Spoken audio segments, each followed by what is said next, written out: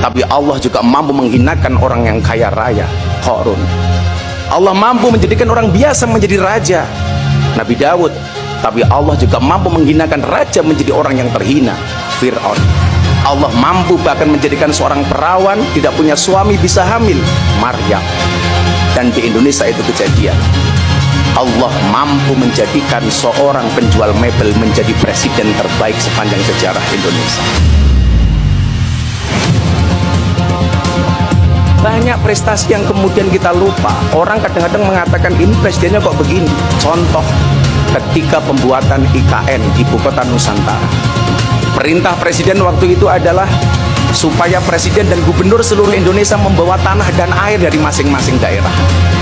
Orang yang tidak suka dengan IKN dari awal mengatakan, kok presiden bikin istana percaya dengan dukun, kenapa harus membawa tanah dan air? Bapak Ibu, saya hanya menduga-duga. Coba kita lihat peristiwa banjir bandang yang terjadi di Masjidil Haram. Saat itu Ka'bah, Hajar Aswad terlepas dari Ka'bah. Yang terjadi adalah semua pemimpin kabilah berebut ingin memasangkan Hajar Aswad di tempatnya. Hampir saja terjadi saling baku hantam dan bunuh. Maka kemudian disepakati siapapun yang masuk Masjidil Haram pertama kali, dialah yang berhak memasangkan Hajar Aswad di tempatnya. Dan ternyata yang masuk masjid adalah baginda Nabi Muhammad SAW. Apakah Nabi Muhammad egois? Ternyata tidak. Beliau minta kain yang panjang dan lebar, kemudian Hajar Aswad ditaruh di tengah kain. Masing-masing pemimpin kabilah diminta maju ke depan untuk memegang ujung kain mendekat ke Ka'bah. Begitu sudah dekat dengan Ka'bah, Hajar Aswadnya dipindah oleh Nabi Muhammad ke Ka'bah. Semangat apa yang dibawa oleh Nabi Muhammad? Semangat persatuan. Demikian pula ketika Sunan Kalijaga membuat Masjid Demak. Masjid itu seharusnya selesai oleh Sunan Kalijaga, tapi beliau melibatkan semua wali.